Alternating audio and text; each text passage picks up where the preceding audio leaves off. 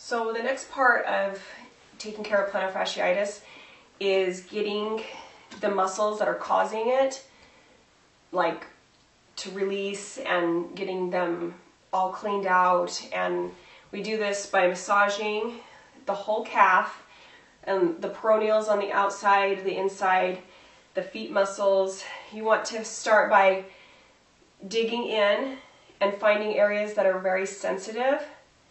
And then I like to just flex and roll my foot around until I get that to release. This I spend about an hour every other day doing. I have plantar in both, so I'm doing it on both.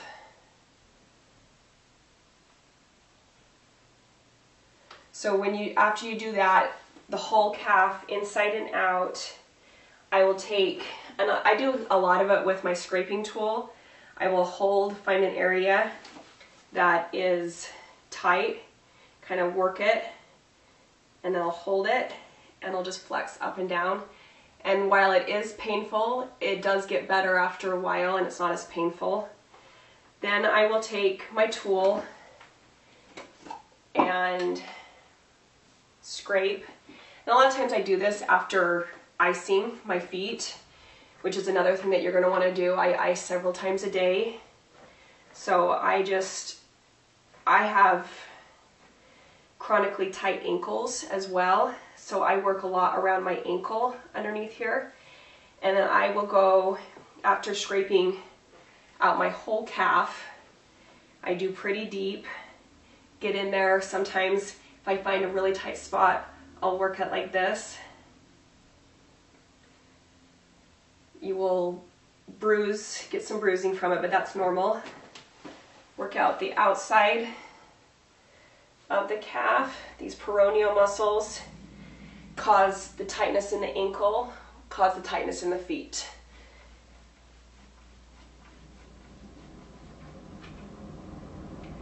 I always pay extra attention to all the attachments down around the ankle.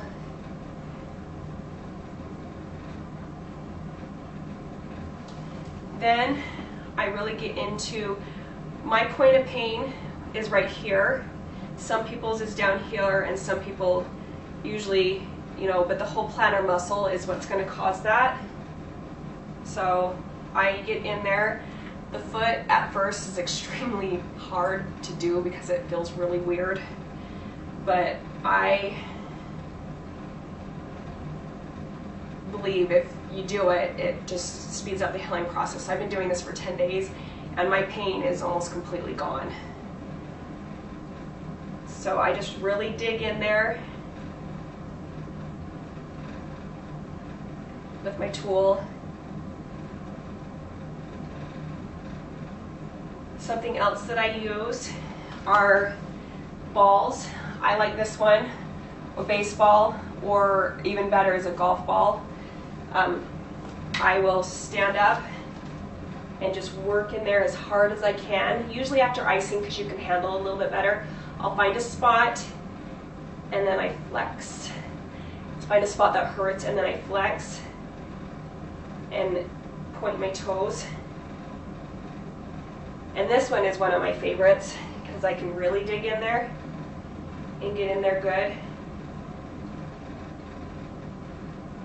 Find that spot and then flex and point until it releases. It'll let go. Find another spot. And at first you won't be able to handle that much, but after a while, I do this every single day, sometimes twice a day.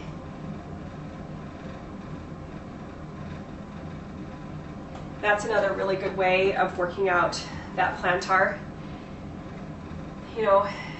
Like I said, I spend a good hour, half an hour on each leg doing this.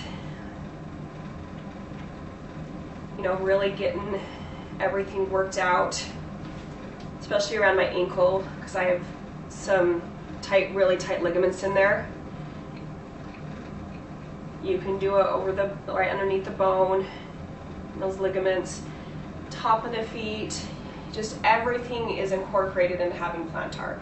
You want to make sure you get everything worked out, high up in that calf and these attachments up here. It's all related. A lot of times you'll have a couple areas, one right about here that is extra bad. You want to focus on those areas that are really bad, and then a little bit further up there's going to be one. Same kind of thing. You want to hold it as well as you can. Sometimes they roll around. That's why I like using my tool, because I can grab it and it doesn't roll around as much. And I can do it deeper than with my fingers. So make sure if you have it on both, or even if you don't, this is probably a tight calf too, so do it on both. Of course I focus on the one that was worse right now, but I have it pretty good. So you want to keep doing this even beyond the point of where you're feeling it to get better, just so you don't go backwards.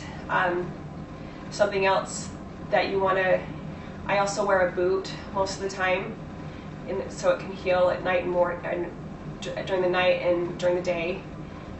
Taping my feet is something else that I do, and just making sure that you're focusing on loosening up those calves and those feet.